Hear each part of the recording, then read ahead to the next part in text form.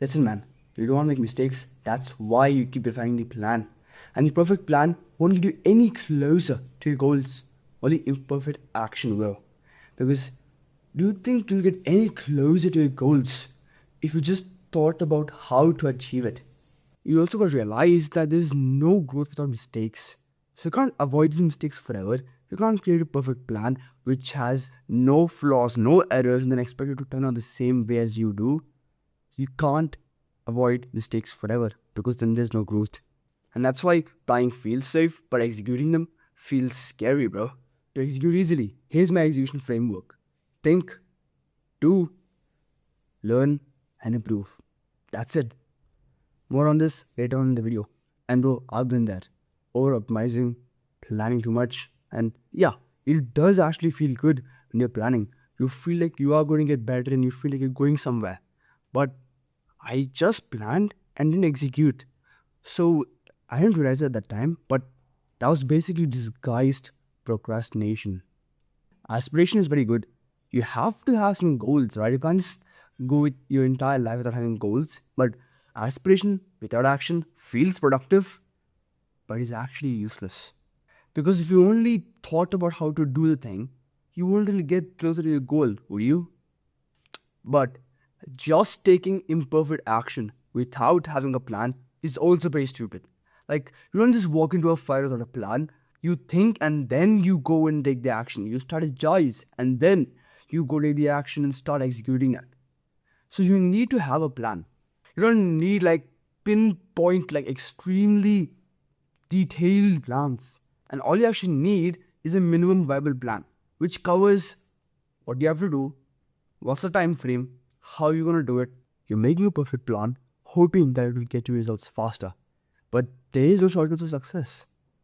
There's only time consuming work that leads to success, okay? There's no shortcuts. Like, you can't just speed run and go achieve success. Sure, there are ways that you can improve your way of working, but in the end, the work just needs doing. And bro, the pain that actually stops you from doing that hard work, you know that feeling of just thinking like, oh my god, bro, that's gonna be so bad. Like, suppose I run into a cold bath and you be like, man, that cold bath is gonna be so cold and all that. You know what that is? That's just fake pain created by the emotions. If you want to stop letting your emotions control you and stop you from doing hard work, I have an entire video on that. Go check that out. Link in the description. Let me be honest, bro. You don't need the perfect headspace to start. Because you can just start. Like, starting is the perfect condition. Because whenever you start doing the work, you automatically get into the flow. You automatically feel like you wanna start working. And I'm sure you had days where you didn't feel really that good. Maybe you felt a little bit off, life felt a little bit flat, but you still did the work anyway. So now let's get you started on actually using my execution framework. So here's my execution framework, okay?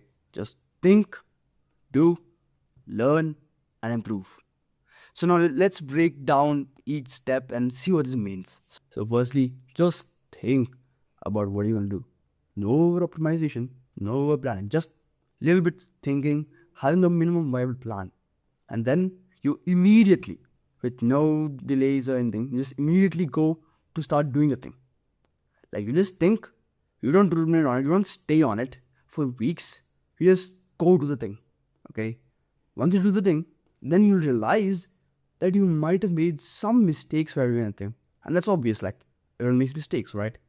So then comes the learn part where you learn from the mistake that you made, then you go and improve it the next time you do the action.